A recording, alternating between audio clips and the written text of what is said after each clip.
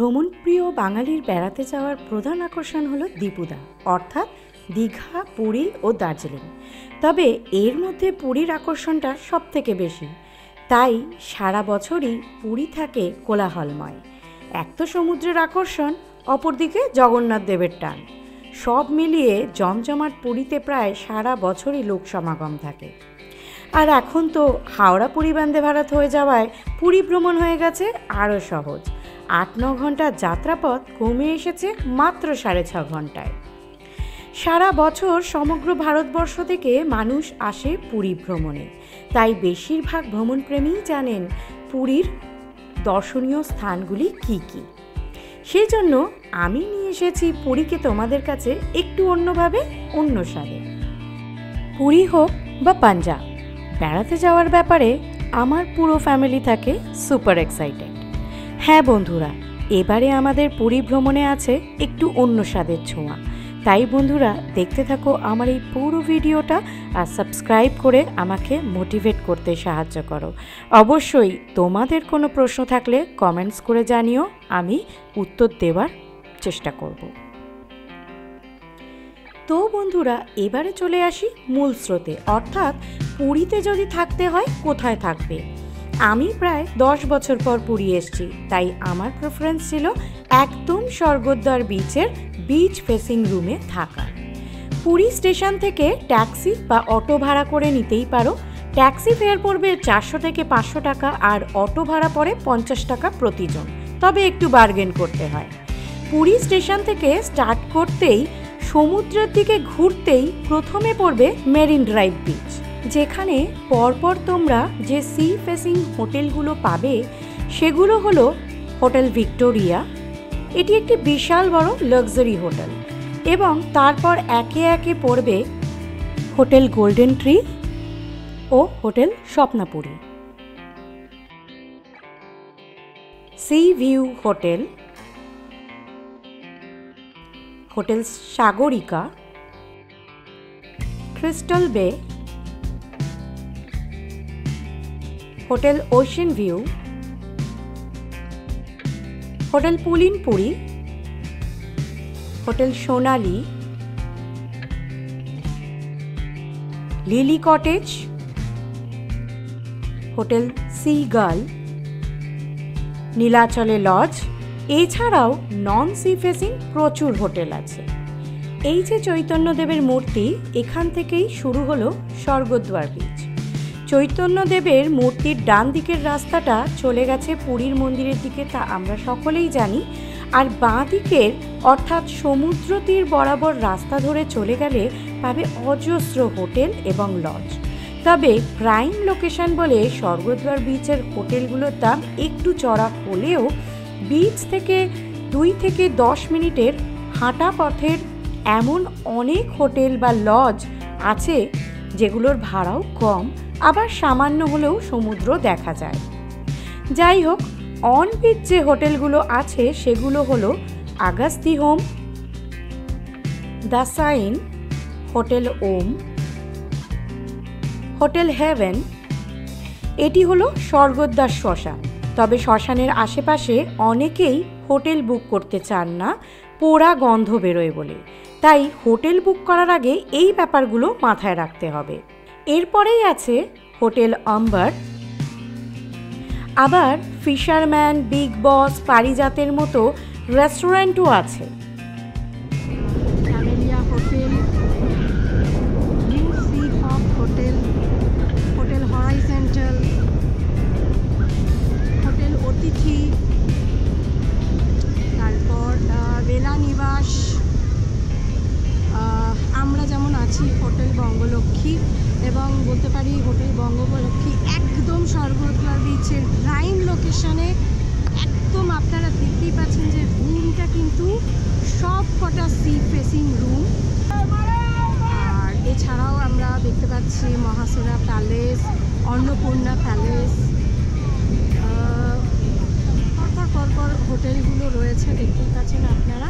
এগুলো কিন্তু সব অন বিচ আর beach facing hotel. Hotel Amber সব কিন্তু বিচ ফেসিং হোটেল।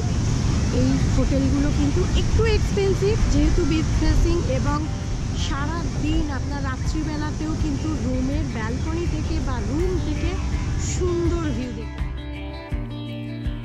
তবে যেহেতু আমাদের প্রেফারেন্স ছিল স্বর্গদ্বারের একদম সি ফেসিং হোটেলে থাকার, তাই আমরা অনেক খোঁজাখুঁজি করে অবশেষে পছন্দ করেছিলাম হোটেল বঙ্গলক্ষ্মীকে।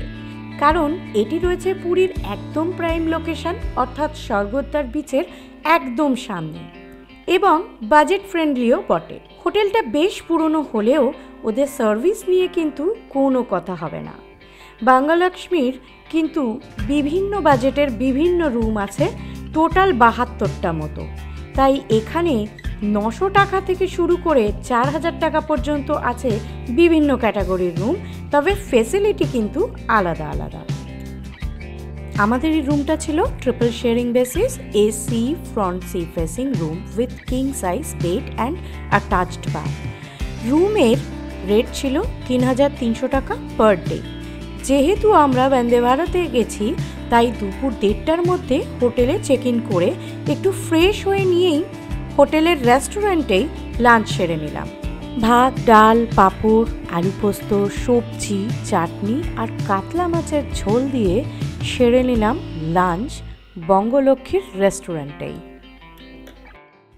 তারপর সন্ধ্যা হতেই চলে গেলাম বিচের ধারে। আজকাল পুরীর জগন্নাথ মন্দিরের পাশাপাশি স্বর্গদ্বারের বিচের ধারে কাছেও অনেক ছোট ছোট জগন্নাথ দেবের মন্দির হয়েছে, সন্ধ্যেবেলা যা পায়ে হেঁটেই ঘুরে দেখা যায়।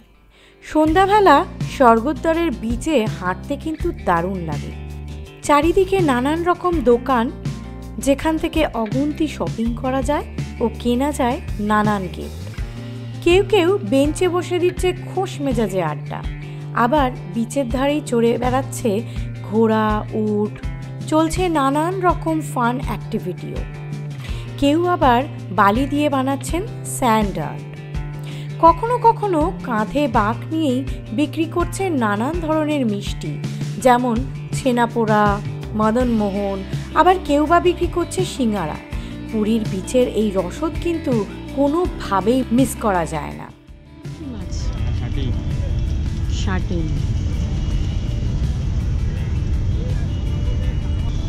কমপ্লিট কত করে? 100। আর চিংড়ি?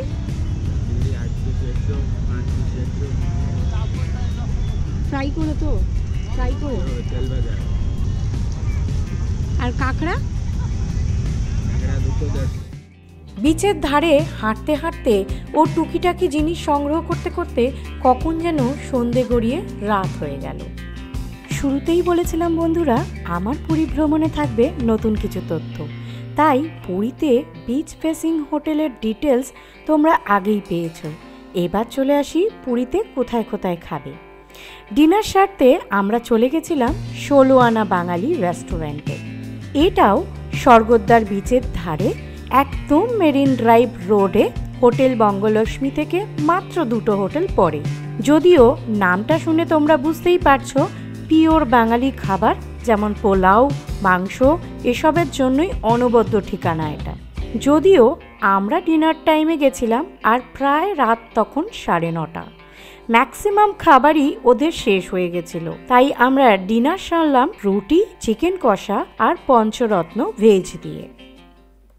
পুরীতে এলে জগন্নাথ দেব দর্শন কিন্তু ম্যান্ডেটরি, তাই 4 দিনের পুরী ভ্রমণের দ্বিতীয় দিনটা রেখেইছিলাম আমরা জগন্নাথ দেব দর্শন, অন্নপ্রসাদ গ্রহণ ও সমুদ্রে স্নান করার জন্য। আর এই 3টি ছাড়া কিন্তু পুরী ভ্রমণ অসম্পূর্ণ। বন্ধুরা, অনেকেই জানতে চাও পান্ডা ছাড়া কিভাবে অন্নপ্রসাদ পাবে। তোমাদের জানিয়ে রাখি, পুরী মন্দিরের প্রধান বা 1 নম্বর ফটক দিয়ে ঢুকতেই ডান দিকে পড়বে আনন্দবাজার। সেখানেই জগন্নাথ দেবের 56 রকমের ভোগ নিয়ে বসে থাকেন বিক্রেতারা। অন্নপ্রসাদের প্রতি পদ খুঁড়ির দাম 50 টাকা করে। তোমরা তোমাদের মতো করে নিয়ে নিতে পারো নানান পদের খাবার। তবে দুপুরের ভোগপ্রসাদ আনন্দবাজার থেকে কেনার আদর্শ সময় আমার মতে দুপুর 2-2:30 পর। ভোরবেলা জগন্নাথ দেবকে দর্শন করে এসে আমরা খানিকক্ষণ সমুদ্র স্নান করে দুপুর 2টো নাগাদ আবার গেছিলাম মন্দিরের আনন্দবাজারে অন্নভোগ নেওয়ার উদ্দেশ্যে। সঙ্গে নিয়েছিলাম 1 কোটরি শুকনো ভোগও, যার দাম পড়েছিল 100 টাকা মাত্র। রুমে বসে বসে ওই দেখা যায় বৃষ্টি ভেজা উত্তাল সমুদ্রের কলরব। পরের দিন সকাল হতেই বিচের ধারে হাঁটতে হাঁটতে দূর থেকে চোখে পড়ল মিত্র ক্যাফে। ভাবলাম ব্রেকফাস্টটা তবে এখানেই সেরে ফেলি। অ্যাম্বিয়েন্সটা কিন্তু বেশ ভালো, সঙ্গে গানটা যেন পারফেক্ট ম্যাচ করেছিল। সত্যিই তো, আমি তো রানারই বটে। এই যে দেখো কেমন ছুটে ছুটে তোমাদের জন্য বেস্ট খাবারের জায়গাগুলো খুঁজে বেরিয়েছি পুরীতে। পুরীতে এসে পুরি না খেলে কি চলে? তাই যেই ভাবা সেই কাজ। অর্ডার করে দিলাম পুরি সবজি। দাম পড়েছিল 80 টাকা পার প্লেট। আর পুরির সাইজ তো তোমরা দেখতেই পাচ্ছ।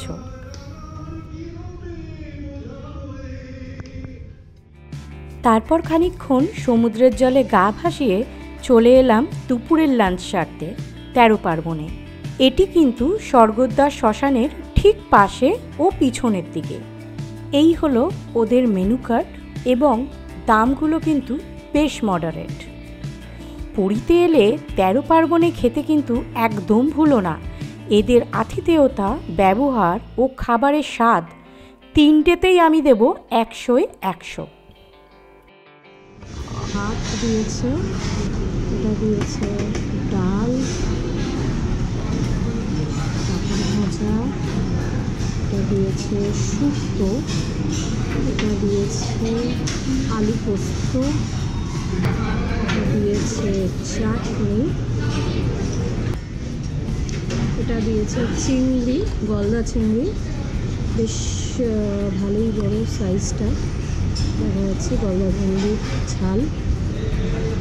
আমি যেহেতু চিংড়ি মিল নিয়েছি তো আমাকে গলদা চিংড়ি দিয়েছে, বাকি আমার মা নিয়েছে পমফ্রেট মিল, তো পমফ্রেটের সাইজটা কিন্তু বেশ বড়।